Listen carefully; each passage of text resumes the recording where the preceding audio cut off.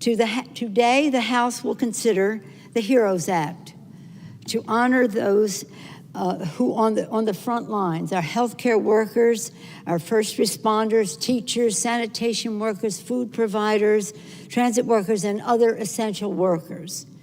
Many of them have risked their lives to save lives, and now they may lose their jobs. For many of them, this is just what is happening right now as governors across the country are planning their budgets. As the coronavirus takes its vicious toll on the lives and livelihoods of the country, it has also taken a toll on the states to deliver services to the people.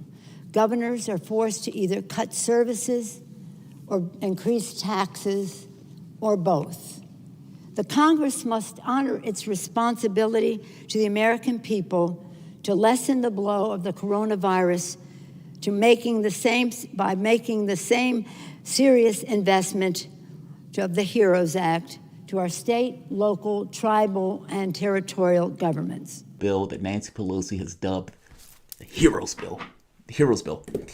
This is basically near conversation that's taking place right now. They're debating this in Congress as we speak. Nancy Pelosi, I think this is maybe 5-10 minutes ago, that she basically had this particular conversation or this particular statement. The bill is a mixed bag, but the bill sucks.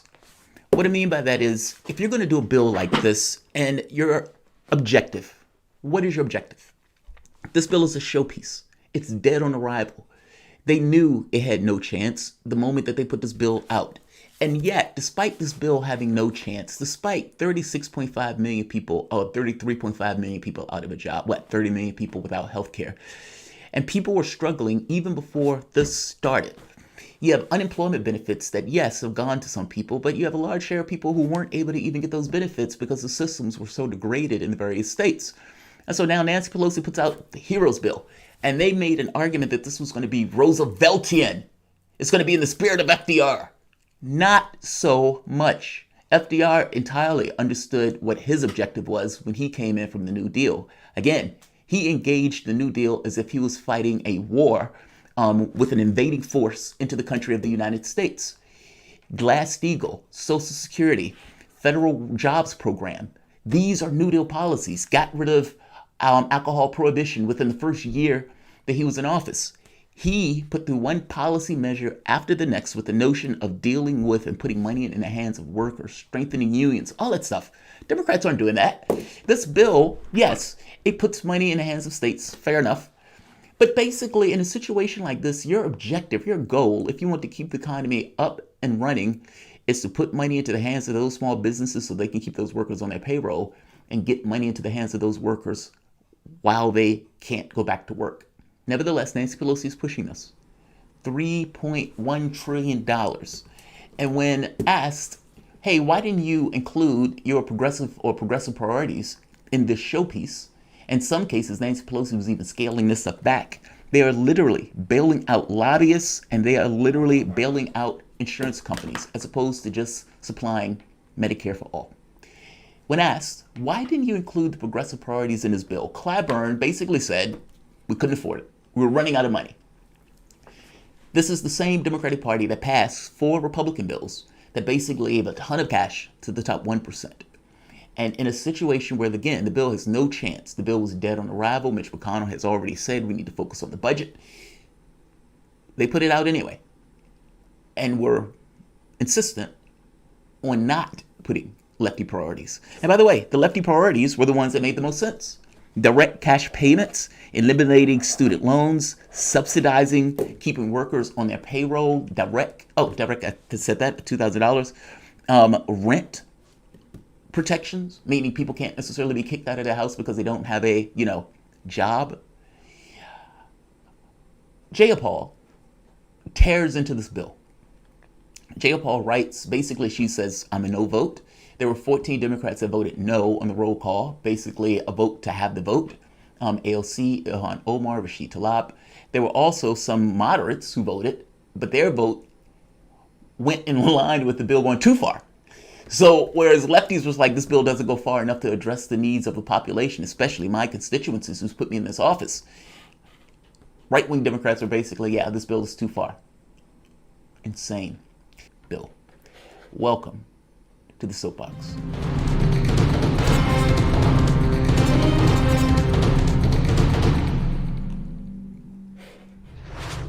My name is Jamal Thomas. This is the Progressive Soapbox. Guys, if you dig this content, please like, share, subscribe. You can always support PayPal, Patreon. This bill is sad. Honestly, if you're the Democratic Party and you're coming out arguing that this bill is Rooseveltian in scale, well, Roosevelt actually wanted to get those policies passed. Roosevelt actually was very clear in having the political will, the political ability, and the ability to hold his shape under massive pushback to get that stuff done and accomplished. Again, not only is this not Rooseveltian in scale, it has no potential to get passed. It's a waste of time. It's a showboat, as opposed to putting out policy that actually has a good chance. If Nancy Pelosi would have put out Medicare for all, we need to deal with the medical issues associated with this virus. We need to make sure any and everybody that needs to go to the hospital can be able to go to the hospital without having a bill as a hindrance for them going. So yes, we're going to pass Medicare for all. The majority of the public agrees with it to the tune of 70%, even like 48% Republicans. So yeah, that's what we're putting out. Have that fight. If they want to push back on that, have that fight. That's at least something. You have a certain degree of political pressure with a public that agrees with you on that in the middle of a pandemic. Pelosi wouldn't even do that. Pelosi is basically giving money to Cobra to subsidize insurance companies. You have 33.5 million people without a job, and they're putting out this nonsense in order to make it look like they were actually having some level of opposition with Trump, so they can, when they were running in the race, say, hey, this is the things that we were pushing for. You weren't pushing for any of that because you knew none of that was going to pass. That's kind of my point. This should be aggravating to you. I understand that Democrats are going to say, hey, rah, Nancy Pelosi, but you are being had. You're being had every bit as much as Sanders is having those people in regards to those task force, or conning those people in regards to those task force. Those task force are useless. Either you agree with the policy or not. You don't have to put your heads together to figure out a way of going about it. Same thing with this.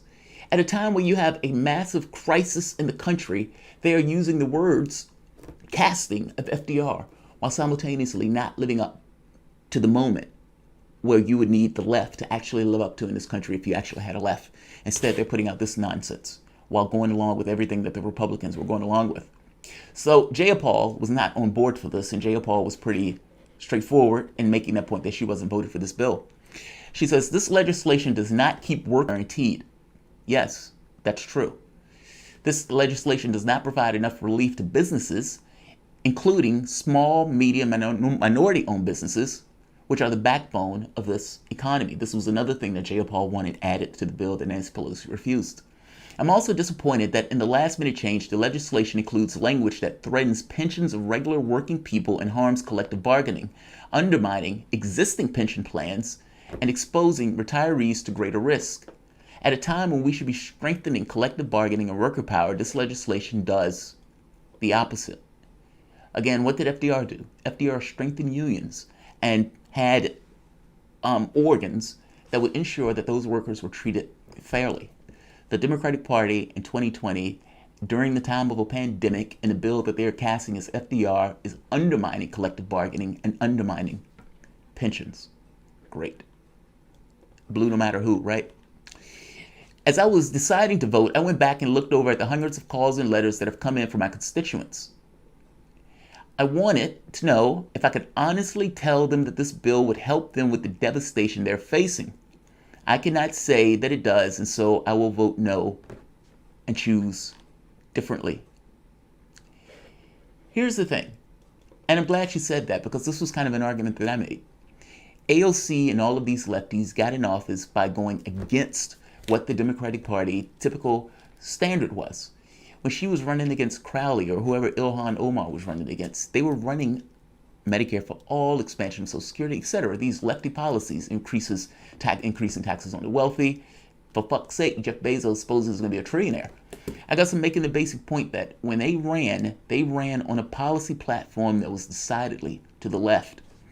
You cannot get in Congress, and after you run on a policy platform that's decidedly to the left, pretend, con those voters who earnestly voted you in to do something different, that this bill is going to attend to their needs when you know this bill has no chance of getting passed.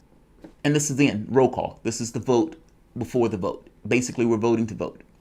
AOC, Omar, Talib, Pocan, Presley, Jayapal, Rokana, these are members of the Progressive Caucus. I think Garcia is also.